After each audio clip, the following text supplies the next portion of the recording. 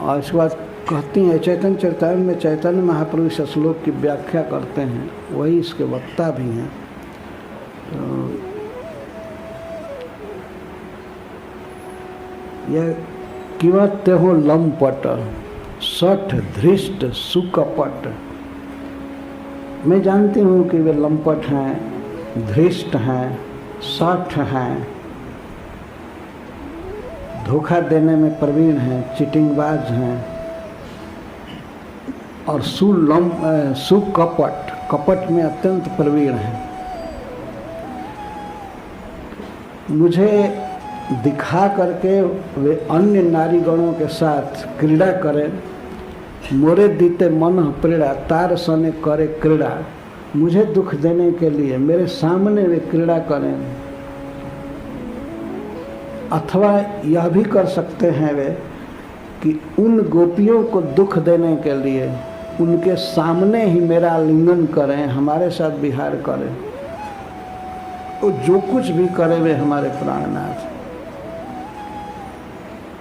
ये बात श्री राधा रानी कहते हैं। यहाँ तक कहती हैं कि यदि कृष्ण अन्य गोपी की कामना करते हैं और उस गोपी से उनको सुख मिलता है और इसीलिए उस गोपी के रूप सौंदर्य पर मुग्ध होकर के सतृष्ण रहते हैं, तो मैं उसके घर जाऊंगी, उसके पैर पर गिरूंगी और हाथ पकड़ करके लाऊंगी और कृष्ण के साथ उसको कहूंगी रहने के लिए, तभी मेरे प्राणों में उल्लास होगा, मेरे सुख का उल्लास होगा। मैं कभी स्वप्न में भी सखी नहीं सोची कि कृष्ण से मुझे सुख मिले। मैं उनको सुख देने के लिए हूँ।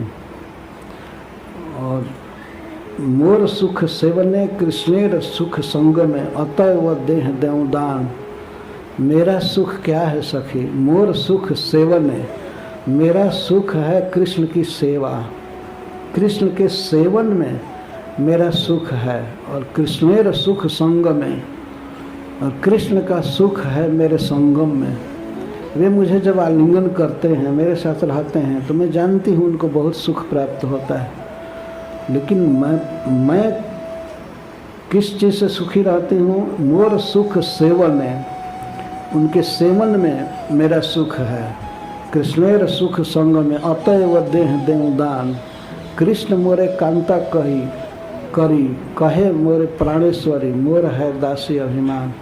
कृष्ण मुझे कहते हैं, श्री राधे तुम मुझे बहुत प्रिय हो, तुम मेरी प्राणेश्वरी हो। लेकिन सखी मैं कभी भी ऐसा नहीं मानती हूँ कि मैं कृष्ण की प्राणेश्वरी हूँ। मोर है दासी अभिमान। मेरे मन में तो यही रहता है कि मैं कृष्ण की दासी हूँ। कृष्ण की सेवा करना ही मेरा सुख है। हरे कृष्णा कृष्ण कृष्ण हरे हरे, हरे राम